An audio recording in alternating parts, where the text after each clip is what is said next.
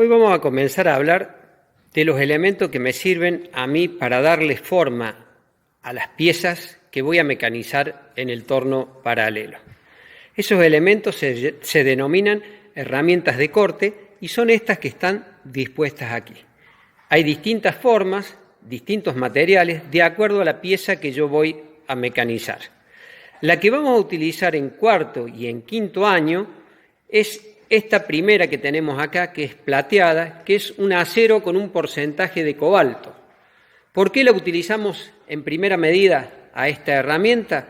Es porque resiste más a los golpes y se adapta perfectamente para la iniciación del mecanizado en los tornos convencionales. Sexto y séptimo año van a utilizar herramientas de este tipo que están constituidas por un portaherramienta y una plaquita de material duro que puede ser de distintas formas. En este caso es triangular, pero hay cuadradas o hay rectangulares más chicas de acuerdo al uso que yo le voy a dar. Esa plaquita es de un material duro que resiste muchísimo el filo, pero que es frágil a los golpes. De ahí que no es aconsejable utilizarla para los primeros cursos. Esta herramienta va ubicada, como dijimos en los otros videos, en la torre portaherramienta, en uno de sus costados, y va sujetada con estos tornillitos que yo tengo aquí. Pero no va puesta en cualquier posición. El filo de la herramienta tiene que estar justo en el centro del eje de rotación de la pieza. Para ello yo necesito acompañarme de una serie de chapitas de distintos espesores que se denominan suplementos para ir levantándola hasta que llegue a la posición deseada. Por ejemplo, yo coloco esta chapita y ustedes se fijan que ahí queda perfectamente alineada el filo de la herramienta con el punto o el eje, el centro de rotación de la pieza. Una vez que logro la altura, con la llave correspondiente procedo a ajustarla para que me quede alineada para empezar el mecanizado. Una cosa a tener en cuenta es que lo que sobresale la herramienta de la torre portaherramienta tiene que ser alrededor del 30% del largo de la herramienta. ¿Qué quiere decir eso? Que si la herramienta tiene 100 milímetros de largo, yo tendré que hacer sobresalir de la torre aproximadamente 30 milímetros. Ni puede estar demasiado hacia afuera, ni puede estar demasiado hacia adentro. Un 30% del valor del largo estaría correcto. Una vez colocada la herramienta y apretada a través de los prisioneros que tiene la torre, y una vez ubicado un material que yo voy a mecanizar en el plato universal de 3 mordazas, estoy en condiciones de comenzar el mecanizado. Para ello tengo que empezar a hacer girar el husillo, es decir, el plato, y recordamos que tenían 2 sentidos de avance. Uno en sentido antihorario y el otro en sentido horario.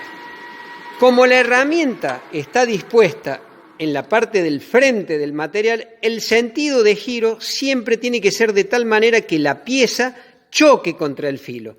Es decir, que el giro tendrá que ser en forma antihorario. Siempre en todas las máquinas convencionales, la palanca de accionamiento en el sentido hacia abajo hace que el plato gire en sentido antihorario para producir el mecanizado. ¿Cómo hago después?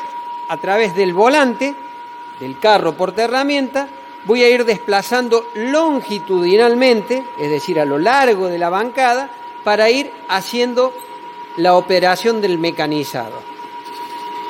Este tipo de operación, ahí ustedes ven cómo va arrancando viruta, se denomina cilindrado. ¿Por qué? Porque estoy reduciendo el diámetro de una pieza cilíndrica, de ahí a su nombre. Si yo, en lugar de avanzar con el carro longitudinal lo hago con el carro transversal, es decir, con el volante más chiquito, el desplazamiento de la herramienta va a cruzar la bancada y voy a ir haciendo el mecanizado. Ustedes fíjense que van arrancando viruta. Esa operación que se hace en el frente del material se denomina frenteado. Puedo sacar un poco más y ahí ustedes van viendo cómo se va produciendo el mecanizado en la parte frontal de la pieza. Entonces tenemos frenteado y cilindrado. Si yo coloco en el carro móvil, el cabezal móvil, perdón, en la contrapunta, un mandril para sujetar una broca, puedo desplazar este hacia la pieza que yo voy o estoy mecanizando, trabarla con la palanca y a través del volante que tiene la contrapunta ir desplazando la mecha de tal manera que yo vaya produciendo un perforado. Es decir, nosotros acá pudimos realizar 3 operaciones básicas: el cilindrado, el frenteado y el perforado. Evidentemente, cuando yo trabajo en el taller de mecánica, las piezas no se hacen en forma manual, accionando los volantes, sino que es aconsejable utilizar los automáticos, que se llaman. Para que funcionen los automáticos, tanto del carro longitudinal como transversal, tengo que lograr que gire este elemento que yo tengo aquí, que se llama barra de avance. Esa barra de avance se hace girar accionando esta palanquita que yo tengo acá con ese simbolito, hacia un lado o hacia el otro. De acuerdo al sentido en que esté accionada la palanca, va a ser el avance del carro portaherramientas. Si la coloco hacia la derecha, yo me fijo, la barra de avance cuando enciendo el plato gira y tengo que accionar para que se desplace el carro portaherramientas la palanquita esta que está acá. Fíjense que tiene 2 posiciones, hacia arriba o hacia abajo. Hacia arriba me indica el esquema que el desplazamiento va a ser longitudinal y hacia abajo el desplazamiento me va a indicar que es transversal. Si yo la acciono, veamos qué sucede. Fíjense, ahí comienza a avanzar solo el carro portaherramientas y si me fijo en la pieza se está produciendo el cilindrado. Cuando llega al destino final, solo me queda bajar la palanquita para que se detenga el carro. Puedo volver con el carro en forma manual.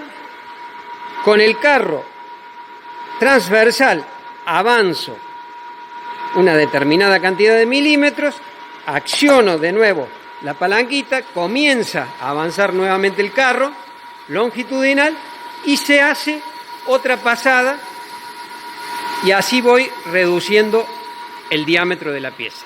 Acciono para bajar y detener el carro longitudinal. Acordémonos que esa operación se llama cilindrado.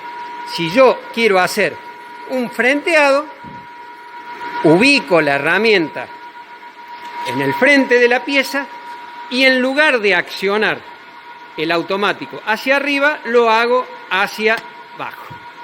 De esa manera comienza a girar el carro transversal para hacer el frenteado.